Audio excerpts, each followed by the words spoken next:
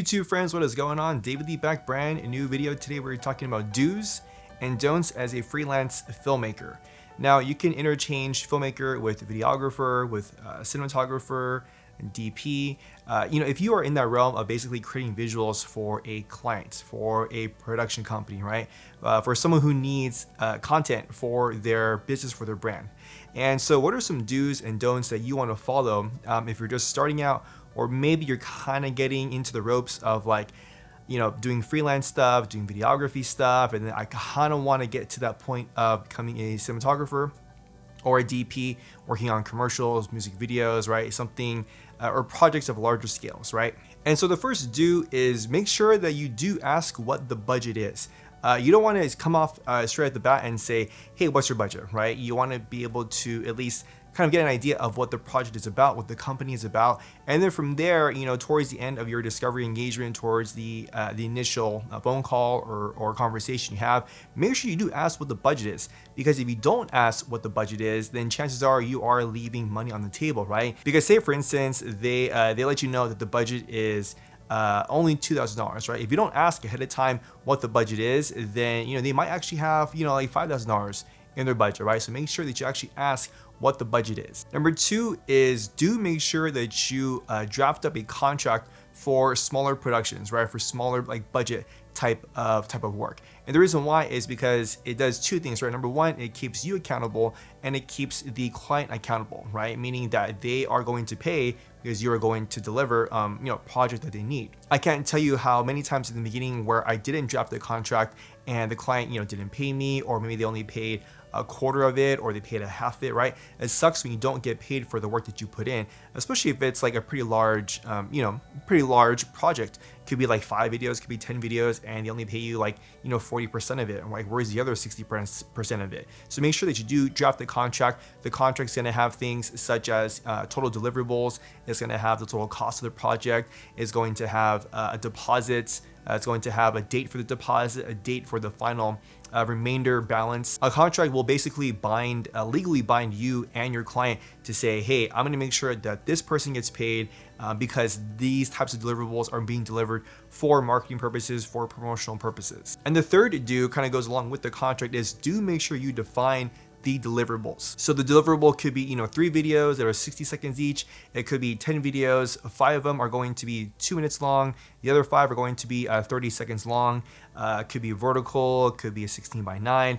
Make sure you actually get down into the nitty-gritty and the details as far as how many deliverables, what type of deliverables, right? 30 seconds, 60 seconds, 16:9, 9:16, 4:5, and then as well as how long it's going to take you to get those deliverables to your client as far as a first draft and also final drafts go. And then to piggyback off of that, it also allows your client to not have the opportunity to come back at you and say, oh, actually, we want 2 more videos, right? You can say, well, 2 more videos is going to cost you X amount.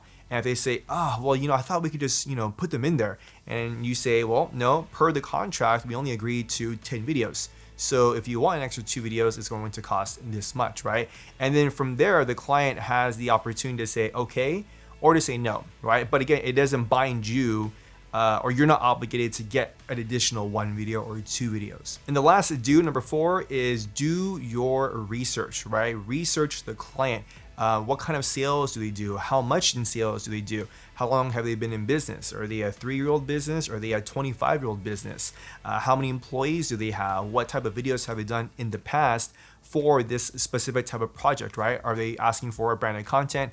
Are they asking for direct to sales types of product E type of videos? Are they asking for branded campaign story types of videos? Not like vertical stories, but I mean telling their story, right? Who they are. There's sort of about us section, right? Do your research, because the more information you have, then the better prepared you are when it comes to, again, negotiating the budgets, talking about the budgets, what kind of crew size do you need, what kind of equipment do you need, how many days do you need to shoot, right? Again, the more knowledge, the more information you have, the better prepared you can create like a game plan, right? Almost like if you're playing a team sport, every team has a has like a playbook, and that playbook is sort of like, okay, we're gonna go with this plan, and if this doesn't work, then we can go with this plan, right? So it's a lot of like pre-production, it's creating a treatment, but again, all that comes down to you doing the research first. Now let's move on to some don'ts, right? The first don't is don't assume you know what your client wants. There's a saying that, ask what your client wants, but give them what they need, right? And so what that basically means is if you assume that your client wants like a super, dark and moody, like a very movie-esque or cinema-esque type of video or series of videos, they might actually not want that, right? They might want something more higher key. They might want something more vibrant, brighter, more colorful, right? And so again, don't assume you know what your client wants. This goes back to the last do your research, right? If you see that the past 20 videos have been very, corporate type of videos, they've been very, high key or higher key in general. And then when you talk to them, they say, yeah, we kind of want the same vibe, the same visuals as far as like the brighter colors, the more vibrant colors, things like that, right? Don't go the opposite route, because chances are that's gonna bite you in the ass, and they're not actually gonna like what you deliver to them. The second don't is don't overpromise, right? And I've worked with producers in the past that overpromised, and that's a surefire way to not work with that producer again, and it's a surefire way for crew not to like that producer again, to not want to work with that particular type of producer or production company, right?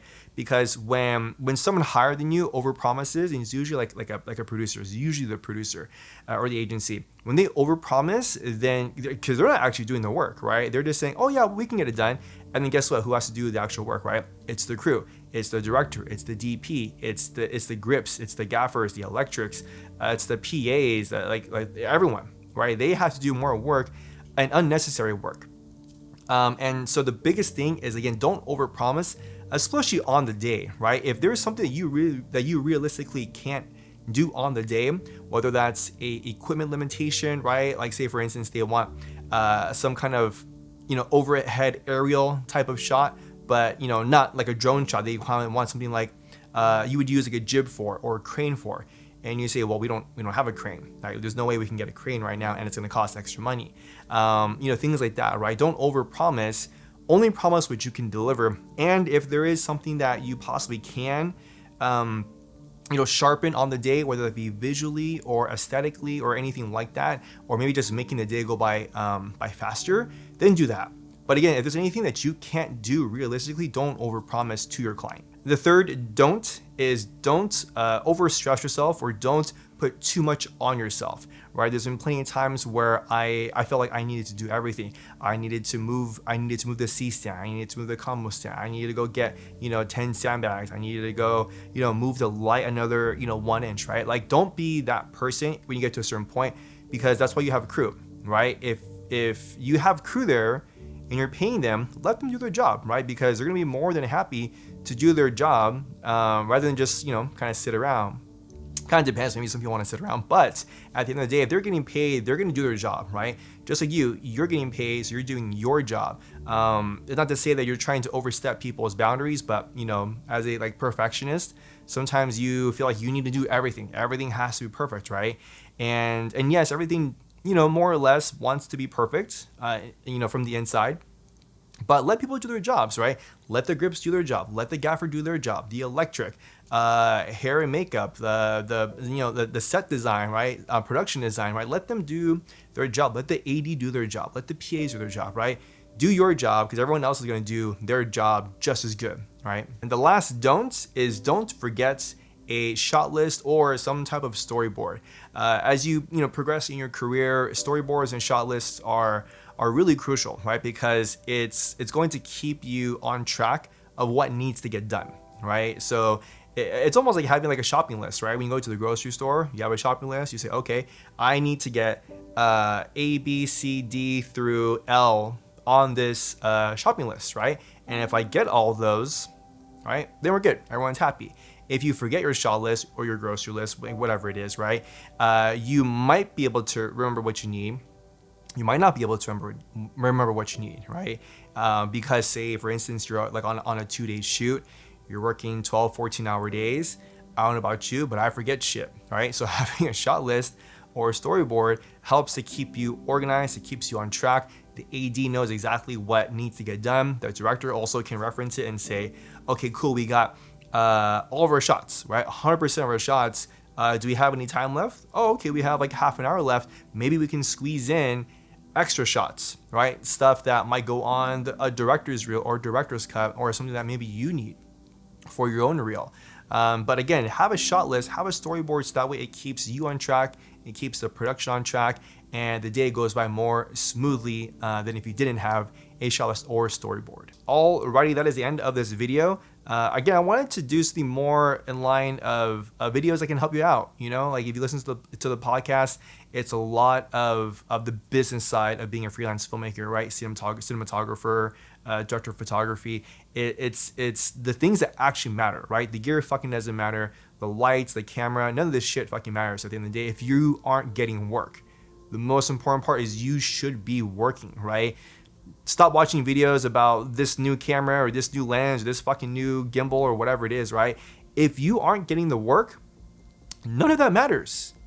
Like, this video doesn't even matter if you can't even get work, right? But if you can get work, then that is a telltale sign that, you know, the type of content you need is more geared towards like the business aspect, right? And the business mindset, right?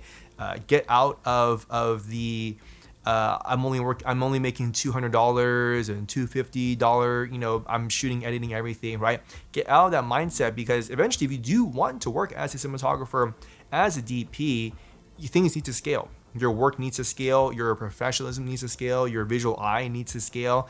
And yes, you know, a lot of that comes down to your ability to light, your ability to have a visual eye and things like that. But more often than not, it's about getting the work, right? And hopefully these 4 do's and don'ts that I've listed today can help you achieve that in a way, right? Achieve that in such a way where when you do get the work, and also when you communicate with clients, a lot of it is, okay, they view you as a professional based upon your articulation, based upon your language and how you communicate, right?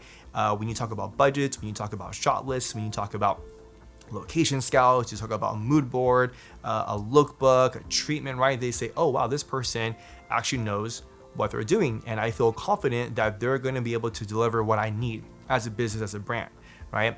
So I hope this type of video helps you guys out. If you do, if it did, let me know, so that way I can plan more of these types of videos for you guys in the future. If you haven't been listening to the podcast, I actually did say that this will be the last year I will be making YouTube videos.